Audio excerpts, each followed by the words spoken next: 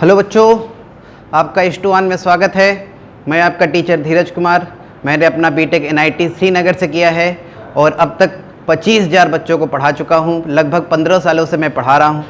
बहुत सारे मेरे बच्चे इस समय IIT से या NIT से बीटेक कंप्लीट कर चुके हैं या बीटेक कर रहे हैं। अगली बारी है आपकी। आज आपको हम लोग मैथमेटिक्स शुरू करते हैं। एंजॉय करिए। आज हम लोग एलिप्स का लेक्चर नंबर 3 करेंगे। पिछले लेक्चर में आपको टेंजेंट और टेंजेंट के प्रॉपर्टीज के विषय में बताया गया था। आज हम लोग नॉर्मल का इक्वेशन लिखना सीखते हैं।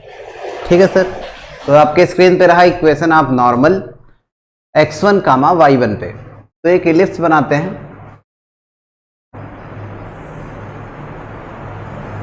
एलिप्स का इक्वेशन है x² / a² plus y² / b² equal to 1।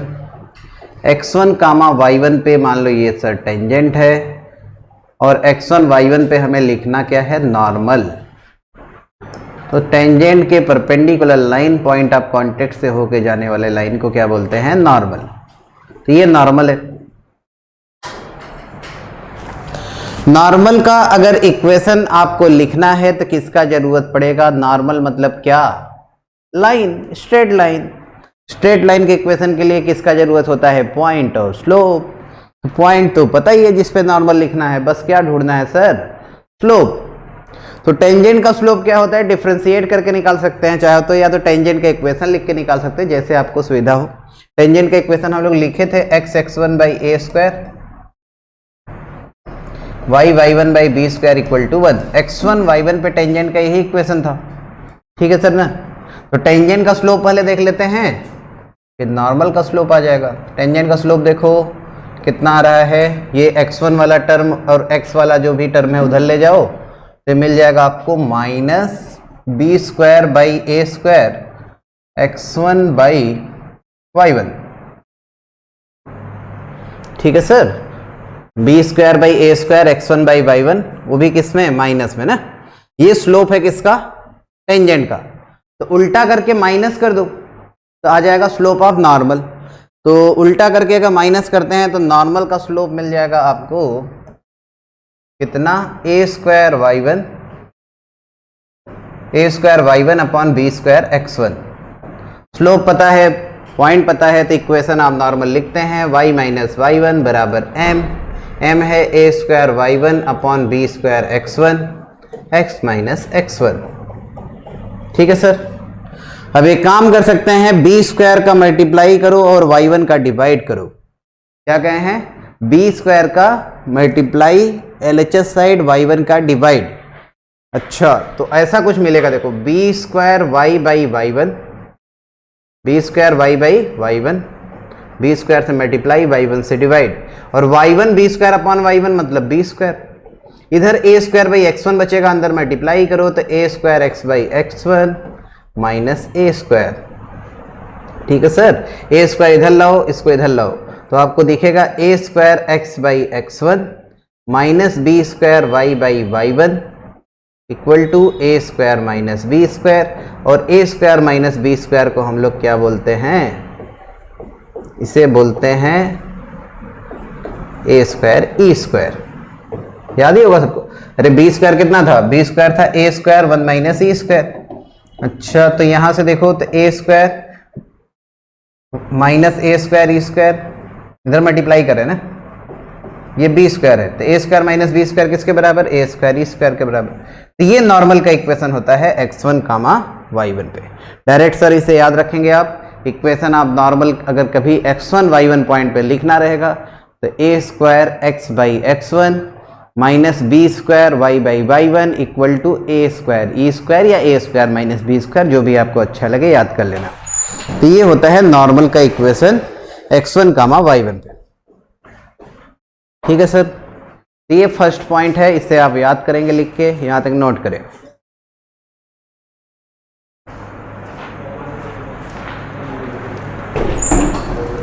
सबको समझ में तो आ ही गया होगा। जैसे मान लो किसी को अगर टेंजेंट का इक्वेशन ना लिखना हो, हमें कुल मिला के नॉर्मल का स्लोप ही चाहिए। नॉर्मल का क्या चाहिए, स्लोप। तो पहले डिफ्रेंशिएट कर दो, dy बाई डी एक्स निकालो तो आ जाता है टेंजेंट का स्लोप, x1 y1 पे dy बाई डी एक्स निकालना है। इसके बाद उल्टा करके माइनस कर दो तो आ जाता है नॉर्मल का स्लोप, और पॉइंट पता ही है, इक्वेशन आप लिख सकते हैं। अच्छा एक बात और, कोई भी नॉर्मल एक्सिस के अलावा, कौन सा एक्सिस, एक्स एक्सिस, फोकस से पास नहीं होता। ये प्रॉपर्टी होता है, आप अपने कॉपी में चाहें तो नोट कर लें कि कोई भी नॉर्मल एक्सिस के अलावा फोकस से पास नहीं होता। मतलब कोई भी नॉर्मल आप चाहे यहां बनाए, यहां बनाए, यहां बनाए, यहां कहीं भी अगर बनाएंगे तो फोकस से पास नहीं होता है। ये वाला जो नॉर्मल होता है वर्टिसेस पे, इस पॉइंट पे नॉर्मल क्या होगा, यही होगा। अरे ये टेंजेंट है भाई, नॉर्मल यही लाइन होगा, एक्सिस, एक्स एक्सिस, तो वो फोकस से जाता है सिर्फ। इसके अलावा कोई भी नॉर्मल फोकस से पास नहीं होता। अगर आपको प्रूव करना है तो एक बार चेक कर लो, ए कामा 0 से इसको पास कराओ, मतलब x1 के जगह, हाँ x के जगह ए रख दो, ये आ जाएगा ए स्क्वायर एक्स के जगह ए अपॉन x1 बराबर ए स्क्वायर ई स्क्वायर। सही है सर, ए स्क्वायर कैंसिल हो गया, तो यहां से अगर आप x1 का वैल्यू देखेंगे, x1 कितना आ गया, ए बाई ई स्क्वायर, मतलब ए बाई ई आ गया। x1 ए बाई ई मतलब, अरे यार ये तो पॉइंट कहाँ चला गया, x1 y1, ये x1 का कोऑर्डिनेट क्या आ गया, ए बाई ई आ गया। अच्छा ए बाई ई आ गया, ए बाई ई क्या होता है, अरे डायरेक्ट्रिक्स होता है। तो डायरेक्ट्रिक्स इलिप्स के ऊपर पॉइंट है, वो नहीं है, मतलब वो फोकस से पास नहीं होगा। सिंपल से बात होता है, कोई भी नॉर्मल अगर आपको फोकस से पास कराना है, फोकस से पास करा दो, ठीक। अब देखो ये फोकस से पास कब करेगा, तो फोकस से अगर आप पास कराएंगे तो ए कामा 0 से पास करा दिए इसको, मतलब x के जगह ए रख दिए, y के जगह 0 रख दिए, तो आपको मिला ए स्क्वायर ए बाई x1 बराबर ए स्क्वायर ई स्क्वायर। अब ए स्क्वायर कैंसिल हो गया, यहां से आप x1 का वैल्यू अगर निकालेंगे तो ए बाई ई स्क्वायर, मतलब ए बाई ई आ गया, ए by E. A by E किसका कोऑर्डिनेट होता है, डायरेक्ट्रिक्स का। तो डायरेक्ट्रिक्स तो इलिप्स के ऊपर का पॉइंट है नहीं, मतलब फोकस से पास नहीं होगा। समझ गए होगे। अगर आप फिगर ड्रॉ करेंगे तो फिगर से आपको पता चला होगा कि वर्टिसेस पे अगर नॉर्मल ड्रॉ करेंगे तो वो फोकस से जाएगा, इसके अलावा कोई भी नॉर्मल फोकस से पास नहीं होता है, प्रॉपर्टी होता है, आप लिख के याद कर लेंगे। दूसरा बात एक और बताते हैं, देखो फिगर फिर से बनाते हैं इलिप्स का। ये फोकस है S, दूसरा फोकस मान लो S डैश है, ठीक है सर। अब किसी पॉइंट P पे हम लोग लिख रहे हैं नॉर्मल, किसी पॉइंट P पे नॉर्मल है, मान लो एक्सिस को N पे मिला, सही। ये S डैश को और S को मिला दो P से, क्या किए हैं, P को S डैश से और S से मिलाए, ठीक। P का कोऑर्डिनेट मान लेते हैं कि x1 कामा y1 है, S का कोऑर्डिनेट सब जानते ही हैं, ए ई कामा 0, और S डैश होता है माइनस ए ई कामा 0।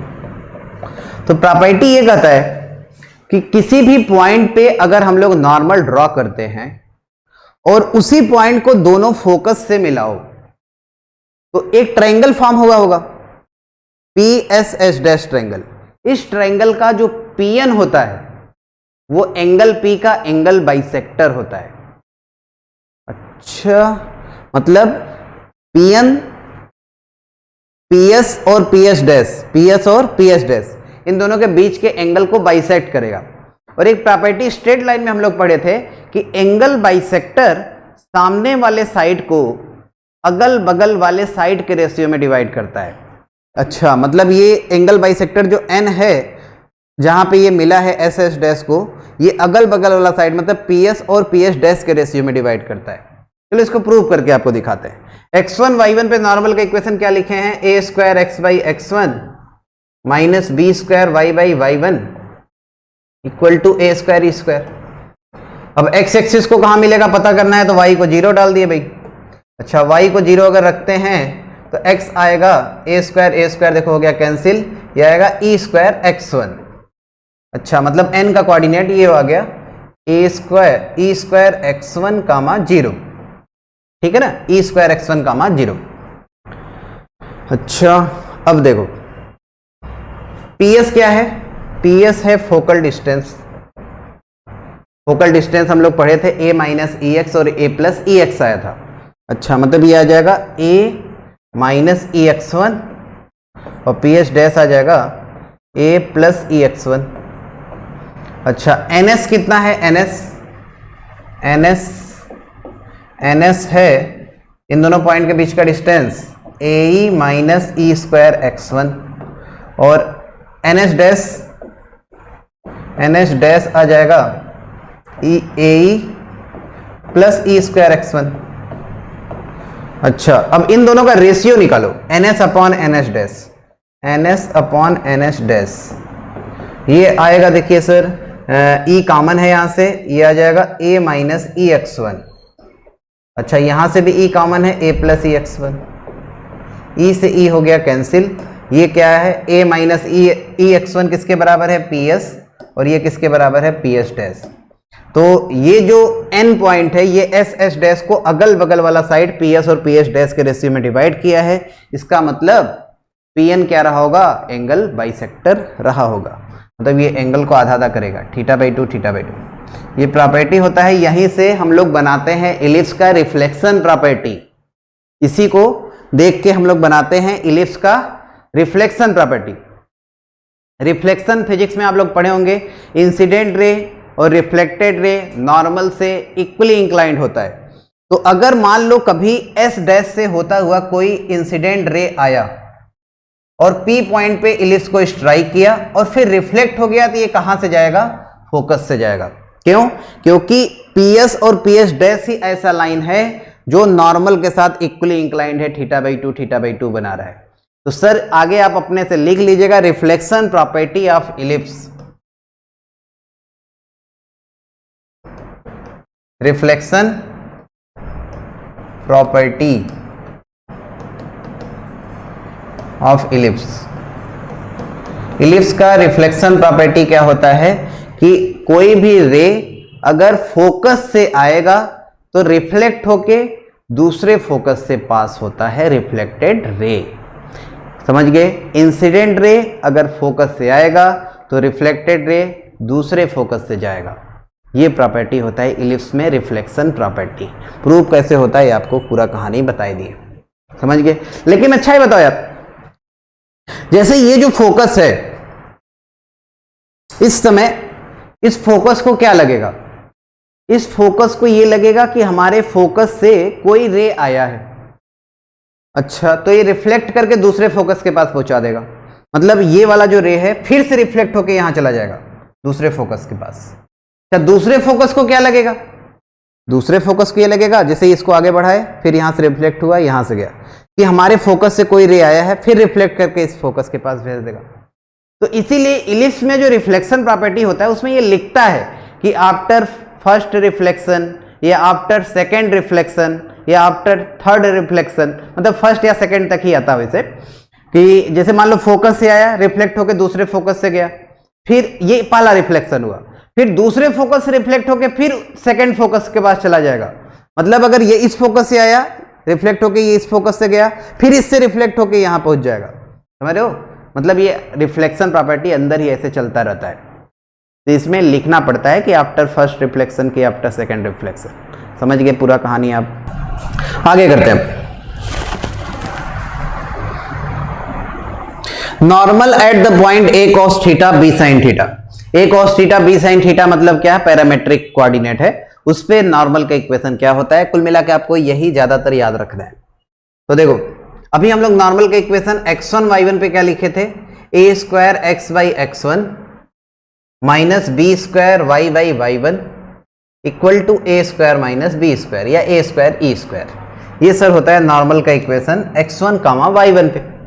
अब नॉर्मल क्या है? a cos theta b sin theta पे है, मतलब x1 का वैल्यू a cos थीटा रख देंगे, y1 का वैल्यू b sin थीटा रख देंगे। तो ऐसा कुछ आपको दिखने लगेगा, a square x by X one की जगह a cos theta minus B square Y by Y one की जगह b sin theta equal to a square E square. एक a कैंसिल हो जाएगा और cos ऊपर ले जाएंगे तो sec बन जाएगा, मतलब ax sec थीटा हो गया। यहां भी एक b cancel, minus B Y 1/sin theta क्या होता है, cosec theta equal to A square E square. तो ये नॉर्मल का इक्वेशन थीटा पे होता है। तो आपको मेन देखिए सर ये वाला याद रखना है, थीटा पे नॉर्मल के इक्वेशन क्या बताओगे, a x sec theta minus B y cosec theta equal to A square E square के बराबर। चलो आगे बढ़ते हैं, एक एग्जाम्पल करके देखिए सर, बहुत इंपॉर्टेंट एग्जाम्पल है ये, 2-3 बार पूछ भी चुका है। Find the equation of normal at latus rectum, L R मतलब latus rectum of the point a comma b square by a, and if this normal passes through 0 comma minus b, then prove that e की power 4 plus e square का value 1 के बराबर होगा। Find the equation of normal at a comma b square by a. तो a comma b square by a मतलब क्या, x1 y1 भाई, x1 y1 पे नॉर्मल का इक्वेशन लिखना हम लोग सीखे हैं, a square x by x1, x1 के जगह a minus B square Y by Y one के जगह b square by a equal to A square E square, यही होता है सर। अच्छा, इसको अगर थोड़ा कैंसिल करके लिखें तो ये ए से ए कैंसिल, मतलब ए एक्स बाई ई आ जाएगा, और यहां देखो बी स्क्वायर कैंसिल आ जाएगा sir, A Y equal to A square E square. अब नॉर्मल 0 कामा माइनस बी से पास हो रहा है, तो 0 कामा माइनस बी इसको सेटिस्फाई करा देंगे। देखो ना, नॉर्मल, पहला सवाल तो खत्म हो गया, इसमें 2 क्वेश्चन था। पहला क्वेश्चन ये पूछा था कि नॉर्मल का इक्वेशन बताओ, तो नॉर्मल का इक्वेशन ये आ गया सर, पहला सवाल हो गया खत्म। दूसरा सवाल ये है कि यही नॉर्मल 0 माइनस बी से पास हो रहा है, तो ये रिलेशन आपको लाना है। तो 0 माइनस बी सेटिस्फाई करा दिए, तो ये आ जाएगा ए बी बराबर ए स्क्वायर ई स्क्वायर। अच्छा, एक काम कर सकते हैं, दोनों साइड का होल स्क्वायर कर दो, तो ए स्क्वायर बी स्क्वायर बराबर ए स्क्वायर ई स्क्वायर का जब होल स्क्वायर करेंगे ए की पावर 4 ई की पावर 4 हो जाएगा। अच्छा, दोनों साइड का क्या किए हैं, whole square, A square B square, A square E square का होल स्क्वायर करेंगे ए की पावर 4 ई की पावर 4। अच्छा, अब बी स्क्वायर का एक काम करो, वैल्यू पुट कर दो। बी स्क्वायर क्या होता था, ए स्क्वायर 1 माइनस ई स्क्वायर, इधर ए की पावर 4 ई की पावर 4, ए की पावर 4 देखो दोनों साइड हो जाएगा कैंसिल। अब ई स्क्वायर को RHS साइड ले जाओ तो ई की पावर 4 प्लस ई स्क्वायर का वैल्यू आ गया 1, यही आपको देखो प्रूव करना था, ई की पावर 4 प्लस ई स्क्वायर का वैल्यू कितना, 1 के बराबर। समझ गए? तो ये सर इसेंट्रिसिटी निकालने का तरीका होता है, यहां से इसेंट्रिसिटी निकाल सकते हैं, ई स्क्वायर में क्वाड्रेटिक इक्वेशन है। मतलब एक बार जो अभी सवाल पिछले साल पूछा था मेंस में, सेम का सेम, उसमें इसेंट्रिसिटी पूछा था क्या आएगा, तो ई की पावर 4 प्लस ई स्क्वायर बराबर 1 आ गया, तो यहां से आप इसेंट्रिसिटी निकाल ही लेंगे, नहीं क्वाड्रेटिक बना है ई स्क्वायर में। चलो नेक्स्ट क्वेश्चन ट्राई करते हैं। अगला क्वेश्चन आपके सामने रहा ये, the normal at the point P on the ellipse meets the x axis at Q। P पे नॉर्मल ड्रॉ किए हैं, एक्स एक्सिस को Q पे मिला है। अच्छा, if M is mid point of line segment PQ, PQ का mid point क्या है M, then the locus of M, मतलब जो भी M का लोकस आएगा, कुल मिला के पहला सवाल तो इसमें यह है PQ के मिडिल पॉइंट का लोकस निकालना है। ठीक, तो जो भी लोकस आएगा वो latest rectum of given ellipse, मतलब ये जो गिवन इलिप्स है इसके लेटेस्ट रेक्टम को कहां पे इंटरसेक्ट करेगा वो निकालना है। समझ गए? तो पहला हम लोग का एम क्या रहेगा कि मिडिल पॉइंट का लोकस निकालना। अच्छा सवाल है ये, 2009 में IIT में क्वेश्चन पूछा था। देखो इस तरह, ये सर है इलिप्स,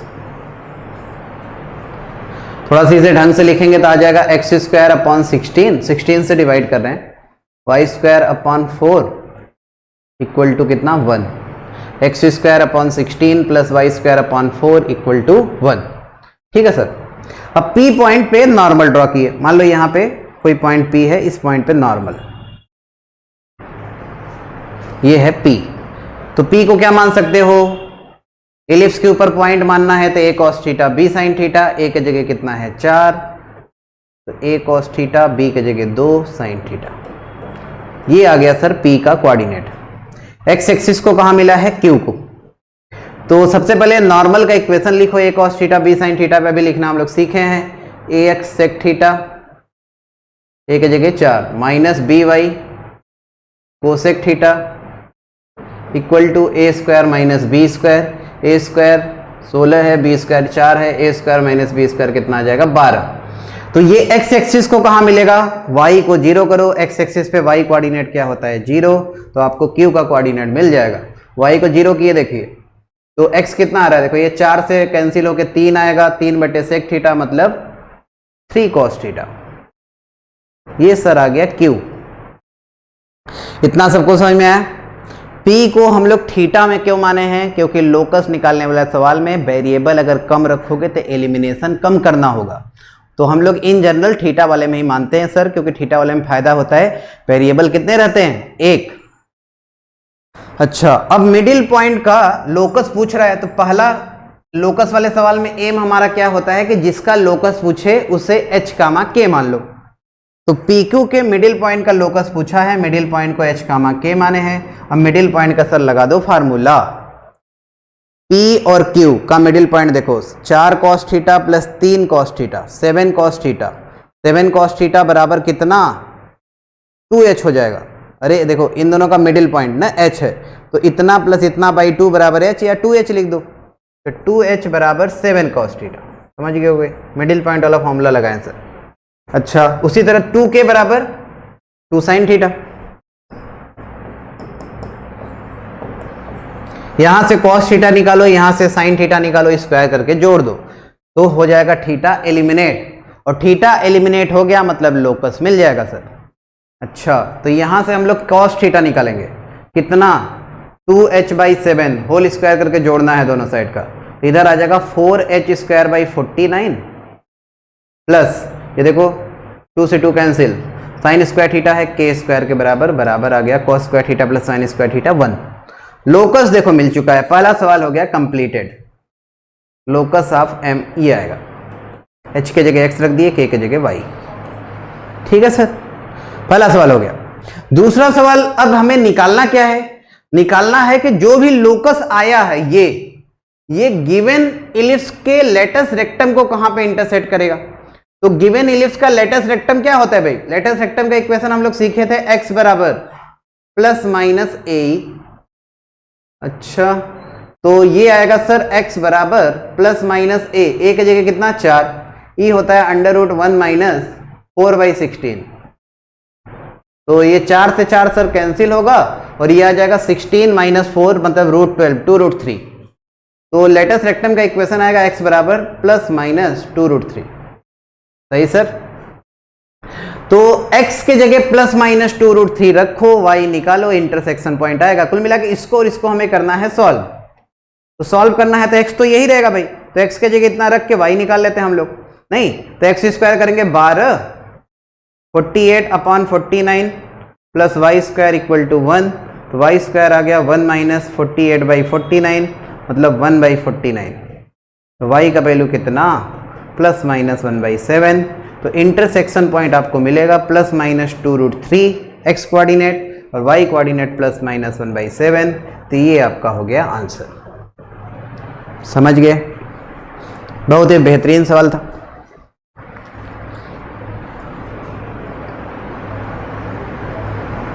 ये क्वेश्चन जेईई एडवांस में आया था 2009 में। आगे चलो बढ़ते, equation of chord of the ellipse whose mid point,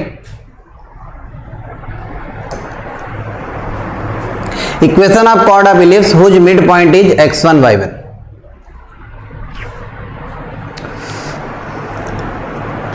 देखो हमें क्या करना है, कॉर्ड के इक्वेशन निकालना है जिसका मिडिल पॉइंट गिवन। याद करो साहब, ये हम लोग सर्कल में ही पढ़ लिए थे और उसी समय बताए थे, चाहे सर्कल हो, पैराबोला हो, इलिप्स हो, हाइपरबोला हो, चारों में कॉर्ड का मिडिल पॉइंट पता है तो कॉर्ड का इक्वेशन होता है t बराबर s1। कॉर्ड ऑफ क्वांटेट का इक्वेशन होता था t बराबर 0, याद दिलाते हैं चलो। तो इलिप्स हो, हाइपरबोला हो, पैराबोला हो, सर्कल हो, कोई फर्क नहीं पड़ता। पहले हम लोग कॉर्ड ऑफ कॉन्टेक्ट सीखते हैं, कॉर्ड ऑफ कॉन्टेक्ट, फिर ये सेकंड मान लो, ये सेकंड पॉइंट डाल के तब लिखना, पहले कॉर्ड ऑफ कॉन्टेक्ट। किसी पॉइंट से अगर दो टेंजेंट ड्रॉ हुआ है तो जहाँ पे ये टच करता है इन दोनों को मिलाने से जो लाइन बनता है इसी को बोलते थे कॉर्ड ऑफ कॉन्टैक्ट। याद ही होगा सबको। ये पॉइंट मान लो सर अगर h, k है, इलिप्स का equation x square by a square Y square by B square बराबर 1 है, तो कॉर्ड ऑफ कॉन्टैक्ट का इक्वेशन होता था t बराबर 0। चारों कर्व में बताया थे सेम होता है t बराबर 0। और t लिखने के लिए क्या करते हैं, इलिप्स को जिस पॉइंट से दो टेंजेंट ड्रॉ हुआ है उस पॉइंट से रिप्लेस करते हैं। तो ये जो भी कर्व रहेगा उसको इस वाले पॉइंट से रिप्लेस करो, t आ जाएगा। तो इक्वेशन बताओ कॉर्ड ऑफ कॉन्टैक्ट का, एक्स स्क्वायर के जगह xh, वाई स्क्वायर के जगह yk इक्वल टू 1। ये सर होता है कॉर्ड ऑफ कॉन्टैक्ट का इक्वेशन।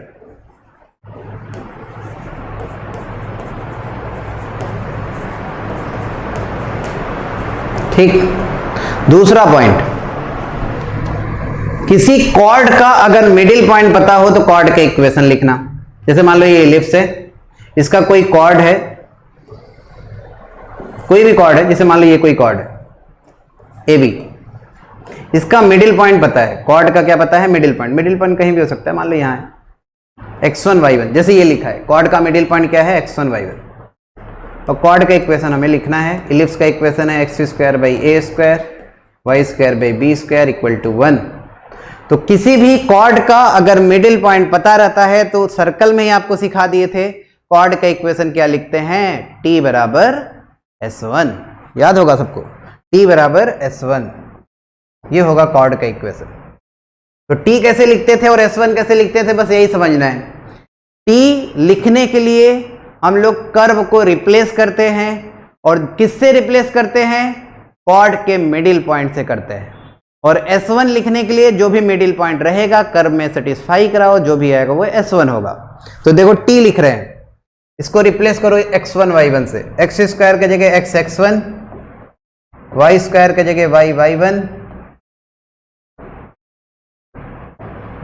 -1, ये सर हो गया t। s1 मतलब इस पॉइंट को इस कर्व में करा दो सेटिस्फाई, तो x1 square by a square y1 square by b square -1, ये कैंसिल होकर जो भी आएगा, ये है कॉर्ड का इक्वेशन। इक्वेशन ऑफ कॉर्ड जिसका मिडिल पॉइंट पता है। सही है सर।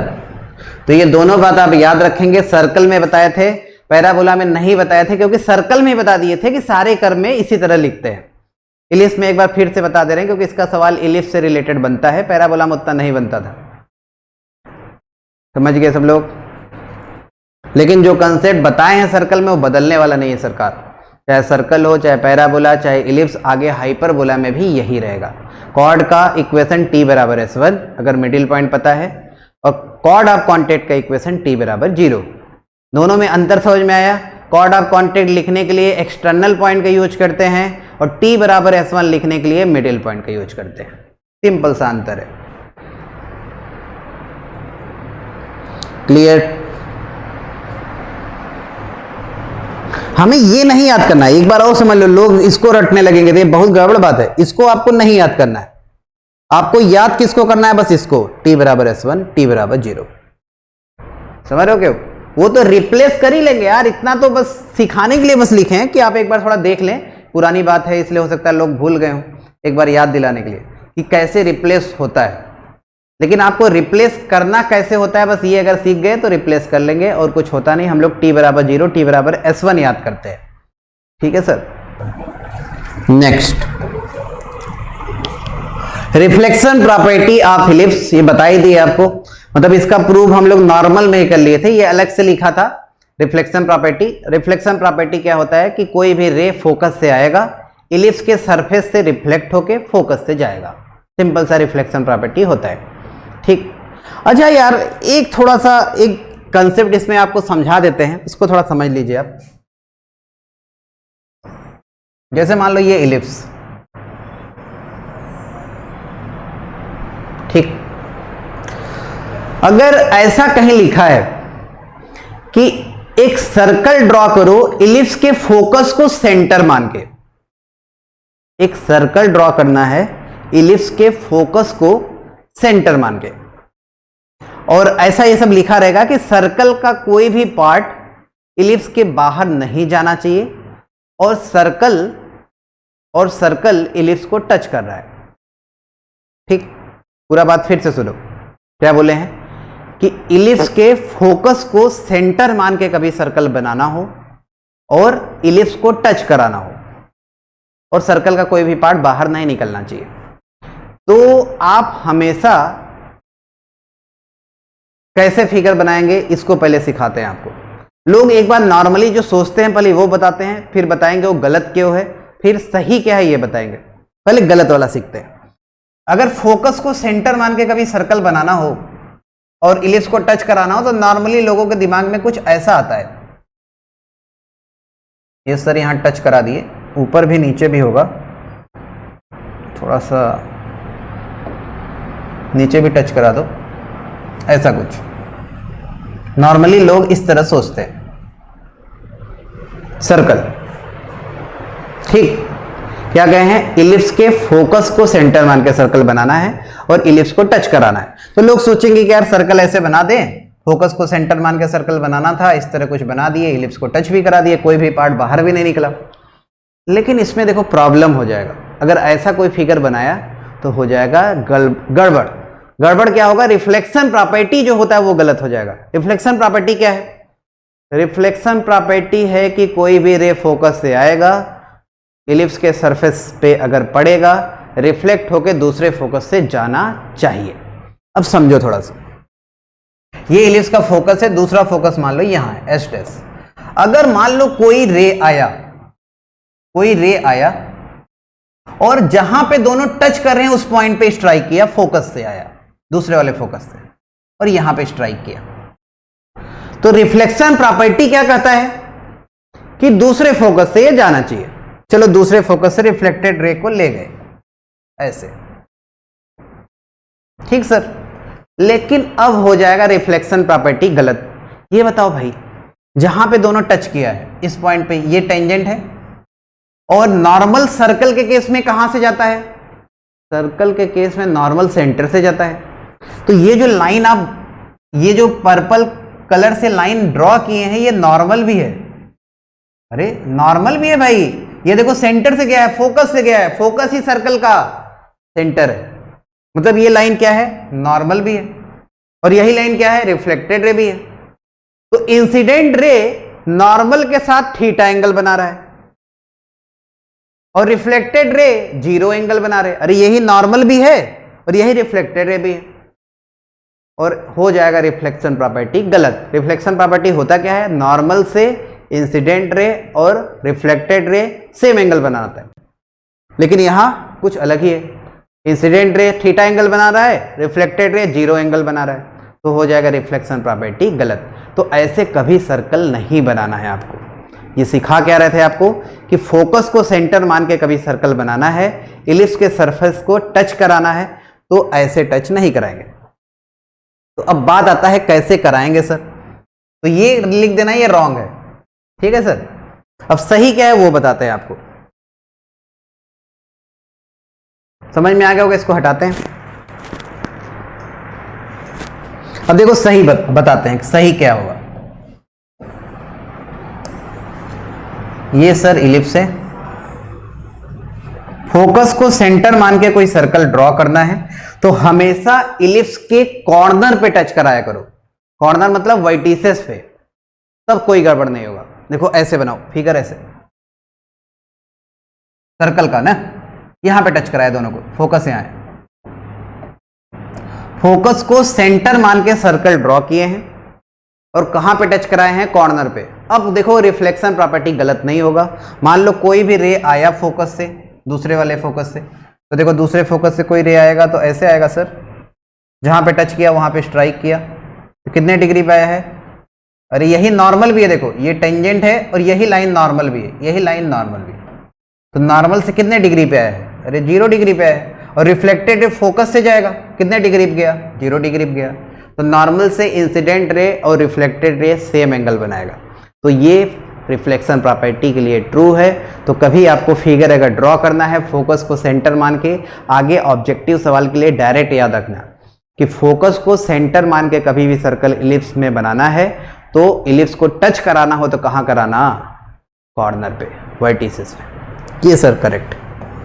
ये रिफ्लेक्शन प्रॉपर्टी के यूज से सवाल बनता है, बहुत ही इंपॉर्टेंट। इस तरह का सवाल आ भी चुका है एक बार। समझ गए सब लोग कहानी पूरा? आगे बढ़ते। ए रे emanating from the point -4, 0 is incident on the ellipse at the point P with ordinate 3. Find the equation of reflected ray after first reflection. First reflection देखो ये बात लिखा है, मतलब आपको रिफ्लेक्शन सिर्फ एक बार ही कराना है। इसमें अगर आप ध्यान देंगे ना सर, ध्यान अगर देंगे, क्वेश्चन को पूरा पढ़ेंगे तो आपको ये फील होगा कि -40 इलिप्स का फोकस ही है, मतलब जिससे पास हो रहा है वो फोकस ही है। इलिप्स को आगे ढंग से लिखो, x² 225 से डिवाइड करेंगे तो यहाँ 25 आ जाएगा, y² 9 आ जाएगा। इसका पहले आप निकालो AE का वैल्यू, मतलब फोकस। अच्छा तो E निकाल लेते हैं, A तो पता ही है, √1 - b² a², कितना आ गया सर? 4/5। तो AE का वैल्यू कितना आ गया? A है कितना? 5, E है 4/5, मतलब AE आ गया 4। तो इसका फोकस क्या होगा? इलिप्स का फोकस होगा 4 0 और -4 0। अरे AE 0 और -AE 0 फोकस होता है ना भाई। तो जो रे निकला है वो कहां से आया है? -40 से आया है, मतलब इंसिडेंट रे -40 मतलब फोकस से आया है, और इलिप्स के किसी पॉइंट P पे मिला जिसका ऑर्डिनेट 3 है। अच्छा, मतलब ऑर्डिनेट मतलब y कोऑर्डिनेट। तो जिस भी पॉइंट पे मिला है उस पॉइंट का आपको ऑर्डिनेट पता है, मतलब y कोऑर्डिनेट पता है। अच्छा, तो ऑर्डिनेट मतलब y के जगह 3 रख के एफसीसा x निकाल लो, तो 9x², देखो यहां रख रहे हैं सर, 25 × y² कितना है सर? 9, 225। तो ये 225 ही आ रहा है, तो x बराबर आ गया 0। मतलब कुछ ऐसा फिगर होगा, देखो ध्यान से, ये इलिप्स है, फोकस से कोई रे आया और एक पॉइंट पे स्ट्राइक किया जिसका ऑर्डिनेट 3 है, जिसका ऑर्डिनेट 3 है। तो एफसीसा कितना आया? 0 आया, मतलब 0,3 ये कहां पे लाई करेगा? y एक्सिस पे। तो इस पॉइंट से रिफ्लेक्ट हुआ, और रिफ्लेक्टेड रे हम जानते हैं रिफ्लेक्शन प्रॉपर्टी क्या कहता है? फोकस से जाता है, तो फोकस मतलब 4 0 से जाएगा। तो एक ही रिफ्लेक्शन करना है, तो कुल मिला के आपको ये जो रिफ्लेक्टेड रे है इसी का इक्वेशन बताना है। तो 2 पॉइंट 0,3 और 4,0 से जाने वाले लाइन के इक्वेशन लिखने सबको आता है। x/a + y/b = 1। ये सर आपका हो गया आंसर। अरे ये वाला फॉर्म है ना x/a, देखो ये 4 है ये 3 है, तो लाइन के इक्वेशन x/a + y/b = 1 वाला फॉर्म है। आसानी से बता सकते हैं आंसर। समझ में आया? इसमें डायरेक्ट ये बात नहीं लिखा था कि -40 से बस लिखा था जा रहा है, मतलब ये नहीं लिखा था फोकस से जा रहा है। तो पहला तो इसे जाना चाहिए फोकस से यार, क्योंकि रिफ्लेक्शन प्रॉपर्टी यही कहता है कि फोकस से आएगा तो फोकस से जाएगा। तो फोकस 4 0 आना ही था। ऑब्जेक्टिव सवाल करो तो छोड़ देना, मैं तो कहूंगा टाइम वेस्ट क्यों करना, नहीं डायरेक्ट मान लेना फोकस ही रहा होगा। वो फोकस से आया, रिफ्लेक्ट होके दूसरे फोकस से जाएगा, सिंपल सा कंसेप्ट है।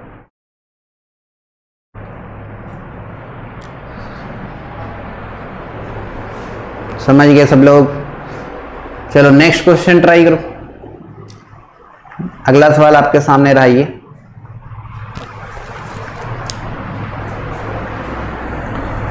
Find the locus of point the chord of contact of the tangent drawn from which to the ellipse touches the circle.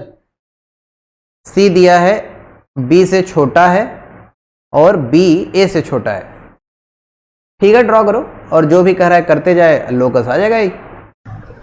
इस तरह का सवाल अभी मार्च में जो पेपर मेंस का हुआ है आया था, थोड़ा डेटा बदला था, मतलब सेम, मैं ये नहीं कहूंगा सेम का सेम है। ए और बी का वैल्यू दिया था, कुछ यहाँ पे 16 दिया था, यहाँ पे 4 कुछ दिया था। उसी तरह सर्कल का भी इक्वेशन कुछ न कुछ दिया था। लेकिन अगर इस सवाल कर लेंगे तो जो आया था वो भी कर ही लेंगे। ट्राई करो सभी लोग।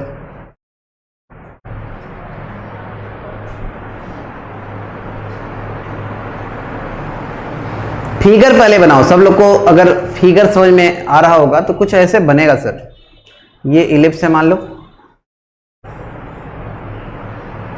इलिप्स का भी सेंटर ओरिजिन है, सर्कल का भी सेंटर ओरिजिन है, और जो सर्कल बनाए हम लोग, वो देखो सी का वैल्यू ए और बी दोनों से छोटा है, मतलब सर्कल अंदर ही कुछ बनेगा, दोनों से छोटा है, मतलब ऐसे बना दो सर्कल सर,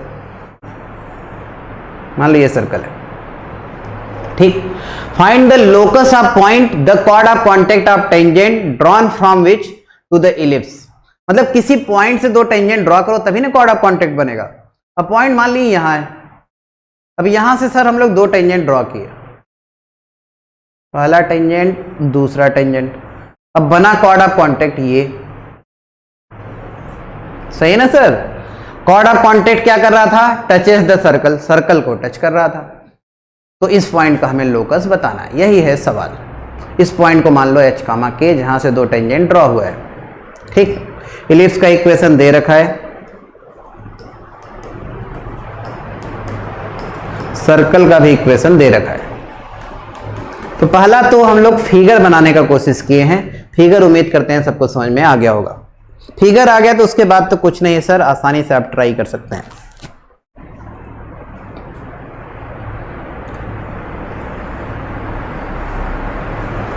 समझ गए कि नहीं, किसी पॉइंट से दो टेंजेंट इलिप्स का ड्रॉ किए हैं, इलिप्स का जो कॉर्ड ऑफ कॉन्टेक्ट है ये सर्कल को टच कर रहा है, तो आपको लोकस इस पॉइंट का बताना है। तो जिसका लोकस बताना है क्या मान लिए, h, k।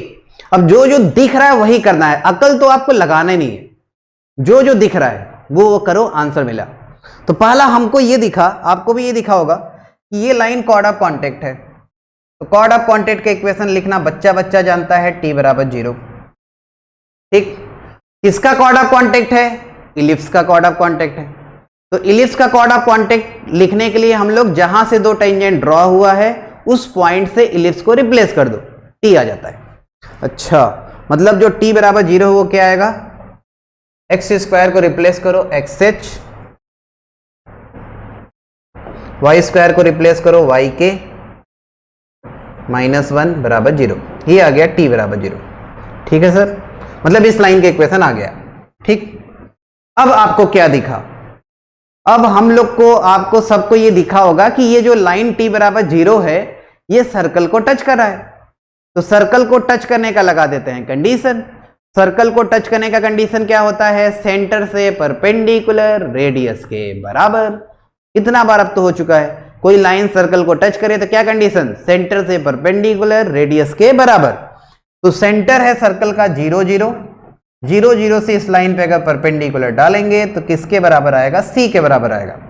तो ये लाइन का इक्वेशन लिखा है, 0 0 से परपेंडिकुलर ड्रॉप करो तो सर आएगा देखो -1 का मॉड मतलब 1, नीचे under root h square by a की power 4, h square by a की power 4, k square by b की power 4 equal to radius, radius कितना c। क्या किए हैं, सेंटर से परपेंडिकुलर का लंबाई रेडियस के बराबर, क्योंकि सर्कल को क्या कर रहा था, टच कर रहा था। समझ गए बच्चे। अब देखो इसका मल्टीप्लाई इधर, इसका इधर, दोनों साइड का होल स्क्वायर कर दो तो आपको कुछ ऐसे मिलेगा, h स्क्वायर बाई a की power 4, k square by b की पावर 4, सही ना सर। देखो ये इधर गया, c इधर गया, दोनों साइड को होल स्क्वायर किए तो इधर भी 1/c स्क्वायर आएगा। लोकस आ चुका है, h के जगह x रख दो, k के जगह y, आपका आंसर मिल गया। तो लोकस क्या आएगा, फाइनल आंसर मैं लिख दे रहा हूं, h के जगह x, k के जगह y, ये सर आपका आ गया लोकस ऑफ पॉइंट। समझ गए सभी लोग, क्लियर क्लियर क्लियर। बहुत ही अच्छा, मतलब ये सब करने में भी अच्छा लगता है सवाल, क्योंकि मतलब सवाल जो जो बोल रहा है, एक बार अगर फिगर आप बना दिए तो फिर मन में ही सवाल सॉल्व हो जाता है। सब लिखना तो बात का बात है भाई, अगर आप फिगर बनाने के बाद मन में ही सवाल नहीं सॉल्व कर पाए तो इसे कॉपी में इसे कुछ भी गुजमुचाने थोड़ी ना होगा। अगर करेक्ट एकदम फिगर बना लिए, सवाल समझ गए, तो सवाल जैसे फिगर बनाते दिख गया था हमको कि यार ये लाइन कॉर्ड ऑफ कॉन्टेक्ट है तो t बराबर 0 लिखेंगे, इसके बाद सर्कल को टच करा है, कंडीशन ऑफ टेंजेंसी लगाएंगे, आ जाएगा। उसके बाद फिर ये सब पेन चलाना होता है, जो भी हमें करना है। इतना तो आपको सवाल पढ़ के उसके बाद फिगर बना के दिखना चाहिए। अगला सवाल ये भी बहुत इंपॉर्टेंट है, ट्राई करके देखें सभी लोग। ये पिछले लेक्चर के कहानी पे थोड़ा सा बेस्ड होगा। अगर पिछला लेक्चर आपको याद हो, डायरेक्टर सर्कल का, याद आ रहा है? डायरेक्टर सर्कल भाई पिछले क्लास में पढ़े थे हम लोग, क्या होता था, उस पॉइंट का लोकस जहां से दो परपेंडिकुलर टेंजेंट ड्रॉ हो, और लोकस आया था क्या, लोकस आया था sir H square plus k square बराबर A square plus B square. अच्छा, बाद में फिर h के जगह x रख दिए थे, k के जगह y रख दिए थे, मतलब आंसर फाइनल आया था X square plus Y square बराबर A square plus B square. तो दो परपेंडिकुलर टेंजेंट अगर कभी भी ड्रॉ होगा तो वो कहां से ड्रॉ होगा, डायरेक्टर सर्कल से। इसमें इसका यूज होगा, अगर किसी को ये याद रहेगा तभी कर पाएगा। देखो सवाल, अब पहले हम लोग फिगर ड्रॉ करते हैं। पहला एम यही रहेगा, find the locus of middle point of chord of ellipse the tangent at the extremity of which intersect at right angle. ठीक है सर, तो ये बना दिए इलिप्स, ये मान लो सर कोई कॉर्ड है। अब ए और बी एंड पे टेंजेंट ड्रॉ कर रहे हैं, और टेंजेंट है परपेंडिकुलर। अभी आपको फिगर में नहीं दिख रहा है लेकिन ये 90 है, तो इस पॉइंट का हमें लोकस बताना है। लोकस किसका बताना था, मिडिल पॉइंट। चलो इस पॉइंट को भी कुछ मान लेते हैं, इसको हटाओ। अभी मिडिल पॉइंट जिसका लोकस बताना है एच कामा के मान लो, पहला स्टेप कंप्लीट हो गया। ठीक, फिगर समझ में आया, क्या है, find the locus of middle point of chord. तो एक कॉर्ड ए बी था, इसके मिडिल पॉइंट का लोकस पूछ रहा था, तो मिडिल पॉइंट को माने एच कामा के। ठीक है सर, अब ए और बी पे हम लोग टेंजेंट ड्रॉ किए हैं, और टेंजेंट क्या है, राइट एंगल पे इंटरसेक्ट कर रहा है। तो ए और बी पे टेंजेंट ड्रॉ किए, टेंजेंट के बीच का एंगल क्या है, 90, और हमें लोकस मिडिल पॉइंट का लिखना है। ये पॉइंट जो भी होगा ये इस कर्व पे लाई करेगा। सही है sir, X square plus Y square बराबर A square plus B square के ऊपर लाई करेगा, डायरेक्टर सर्कल। क्योंकि टेंजेंट दोनों परपेंडिकुलर अगर कभी भी रहेगा तो वो डायरेक्टर सर्कल पे ही लाई करेगा, पॉइंट जहां से टेंजेंट ड्रॉ हुआ होगा। अच्छा, तो इस डायरेक्टर सर्कल पे अगर कोई पॉइंट लेना है तो ले सकते हैं। इसका नाम चलो ए स्क्वायर प्लस बी स्क्वायर का थोड़ा देर के लिए आर स्क्वायर मान लेते हैं, बाद में रख देंगे आर स्क्वायर का वैल्यू इतना।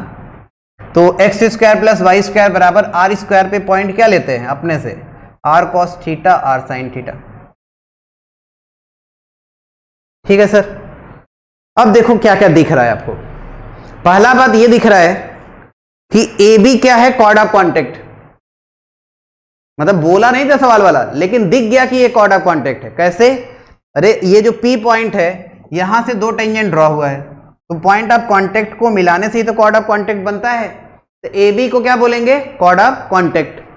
तो पहला बात ये दिखा कि A B chord of contact, तो ए बी का इक्वेशन लिखेंगे टी बराबर 0। अच्छा, टी लिखने के लिए किससे रिप्लेस करते हैं, बाहर वाला पॉइंट जहां से दो टेंजेंट ड्रॉ हुआ हो। अच्छा, अब टी देखो लिख रहे हैं सर, कर्व ये है, तो इसको रिप्लेस करो इस पॉइंट से। क्या आया बताओ, एक्स स्क्वायर के जगह एक्स, एक्स वन के जगह R cos theta upon A square, Y R sine theta upon B square equal to 1। ठीक है सर, ये क्या आ गया आपको, टी बराबर 0 से इक्वेशन। दूसरा आपको ये दिख रहा है कि ए बी एक कॉर्ड भी है जिसका मिडिल पॉइंट पता है, तो सेम ए बी का इक्वेशन टी बराबर S1 भी होगा। अब फिर से ए बी का इक्वेशन देखो लिख रहे हैं, टी बराबर S1। अब टी और S1 लिखने के लिए किसका यूज करेंगे, मिडिल पॉइंट का। चलो टी लिखते हैं पहले, मतलब मिडिल पॉइंट से रिप्लेस करो, एक्स स्क्वायर को एक्स एच, वाई स्क्वायर को वाई के, 1 1 कैंसिल हो जाएगा, -1 उधर जाएगा, S1 में भी आएगा, हटाओ उसको, क्या मतलब है, H square by a square k square by B square, ये S1 हो गया ना सर। इस पॉइंट को इसमें क्या सेटिस्फाई कराए। ये किसका इक्वेशन है, ए बी का। ये किसका इक्वेशन है, ए बी का। तो दोनों लाइन क्या होने चाहिए, सेम लाइन के ही दोनों इक्वेशन है, तो दोनों लाइन क्या होने चाहिए, सेम होने चाहिए। तो कोफिशिएंट का रेशियो कर दो बराबर। तो यहां से सर देखो ध्यान से, तो आर कॉस थीटा अपॉन ए स्क्वायर, और यहां एच अपॉन ए स्क्वायर, तो ए स्क्वायर कट ही जाएगा, R cos theta upon H लिखते हैं। इन दोनों का रेशियो देखो, R sine theta upon B square, और यहाँ k अपॉन बी स्क्वायर, तो यहाँ भी बी स्क्वायर कट जाएगा, R sine theta upon K आएगा। कांस्टेंट यहाँ है 1 और यहाँ कांस्टेंट है ये h square by a square plus k square by B square. Ratio बराबर कर दिए क्योंकि दोनों लाइन क्या है, सेम। अब कॉस थीटा निकाल लो। कॉस थीटा का वैल्यू कितना आया, कॉस थीटा का वैल्यू आया एच अपॉन, ये इधर जाएगा देखो, H upon h square by a square plus k square by B square. और ये जो आर है, या चलो आर कॉस थीटा ही निकालते हैं, क्या मतलब है, ठीक। उसी तरह आर साइन थीटा निकाल लिए, आर साइन थीटा आ गया के upon h square by a square plus k square by B square. अब हमें वेरिएबल क्या है, वेरिएबल है थीटा, तो थीटा को करना है एलिमिनेट। थीटा अगर हट जाएगा तो लोकस आ जाएगा। तो दोनों इक्वेशन को स्क्वायर करके जोड़ दो भाई, R square cos square theta, R square sine square theta का सम कितना हो जाएगा, आर स्क्वायर। तो दोनों के स्क्वायर करके देखो जोड़ है, R square cos square theta, R square sine square theta का सम आर स्क्वायर, और इन दोनों के स्क्वायर का सम करेंगे तो आएगा एच स्क्वायर अपॉन ए square k square upon B square का होल स्क्वायर। सही सर ना, इसका होल स्क्वायर प्लस इसका होल स्क्वायर कर रहे हैं, k square upon h square by a square k square by B square का होल स्क्वायर। अब आर स्क्वायर किसको माने थे, a square plus B square, तो लास्ट में इसके जगह रख देना a square plus B square. Locus आ चुका है, एच के जगह एक्स रख दो, के जगह वाई, आपका आंसर मिल गया। अब जो भी है, कभी भी एच के और कांस्टेंट में, एच के और कांस्टेंट में अगर रिलेशन आ गया मतलब लोकस आ गया। एच के जगह एक्स रख दो, के जगह वाई रख दो, बस लोकस मिल गया आपको। ये भी बहुत ही बेहतरीन सवाल है, समझ में आ गया सबको। करना क्या है, एक बार फिर से आपको समझा देते हैं। किसी पॉइंट से दो टेंजेंट ड्रॉ हुआ था, मतलब ये कॉर्ड था, इसके मिडिल पॉइंट का लोकस बताना था, जिसके एक्सट्रीमिटी पे दो टेंजेंट ड्रॉ हुआ था, दोनों परपेंडिकुलर था। तो यहां से आइडिया पहले तो हम लोग को ये लगा कि ये जो P पॉइंट है डायरेक्टर सर्कल पे लाई करेगा, क्योंकि दो परपेंडिकुलर टेंजेंट तभी ड्रॉ होगा। अच्छा, तो इसको आर स्क्वायर मान के, इस सर्कल पे point R cos theta R sine theta होता है, सबको पता ही होता है, तो P को R cos theta R sine theta माने। इसके बाद हमें ये दिखा कि यार P के रेस्पेक्ट में ये तो कॉर्ड ऑफ कॉन्टेक्ट है, तो AB का इक्वेशन T बराबर 0 से लिख लिए। उसके बाद ये दिखा कि AB एक कॉर्ड है जिसका मिडिल पॉइंट पता है, तो AB का इक्वेशन T बराबर S1 से भी लिख लिए। फिर दोनों को कर दिए कंपेयर, स्क्वायर करके जोड़ दो, लोकस मिल गया। H के जगह x रख दो, K के जगह y, आंसर मिल जाएगा। चलो नेक्स्ट क्वेश्चन ट्राई करते हैं, अगला ट्राई करो। अभी जो कंसेप्ट आपको बताए थे, कौन सा, टच कराने वाला, उसी पे बेस्ड है। An ellipse is drawn with major axis और माइनर एक्सिस दिया है 10 और 8। अच्छा, मतलब मेजर एक्सिस मतलब 2a, मेजर एक्सिस 2a कितना दिया है 10, और माइनर एक्सिस 2b कितना दिया है 8, मतलब a बराबर 5 b बराबर 4। तो a और b पता होता है, एसेंट्रिसिटी पता होता है, अंडर रूट 1 माइनस 16/25, इसको करेंगे तो कितना आएगा सर, ये आएगा 3/5। ई भी हमें पता है। चलो इतना बात आगे निकाल लिए हम लोग, फिर देखेंगे यूज तो पड़ेगा ही। Using one focus as centre, a circle is drawn that is tangent to the ellipse with no part of the circle been outside the ellipse. Radius of circle बताना है। ये पूरा वही कहानी है, एक सर्कल आपको ड्रॉ करना है, फोकस को सेंटर मान के, सर्कल इलिप्स को टच कर रहा है, कोई भी पार्ट बाहर नहीं निकल रहा है। तो अब तो कंसेप्ट आपको पता ही है, बस डायरेक्ट आंसर बताना है भाई। देखो, कभी भी फोकस को सेंटर मान के सर्कल बनाना है तो कहां टच कराओगे, कॉर्नर पे। ये बन गया सर्कल, सही सर ना। सर्कल का रेडियस हमें बताना है, तो बताओ, ये है ओरिजिन, ओरिजिन से यहां तक का लेंथ कितना होता है a, अरे a है भाई। अच्छा, ये फोकस होता है a, तो ये a, मतलब a में से यहां से यहां तक a है, उसमें से a ही घटा देंगे तो ये आ जाएगा। और यही देखो रेडियस है, तो रेडियस किसके बराबर, a माइनस a कितना है 5, a कितना, देखिए ध्यान से देखो, a है 5, e है 3/5, मतलब 3 आ जाएगा ये। तो 5 माइनस 3 कितना, 2। तो सर्कल का रेडियस 2 के बराबर, B answer is the right answer. समझ गए, बहुत इंपॉर्टेंट सवाल है सर।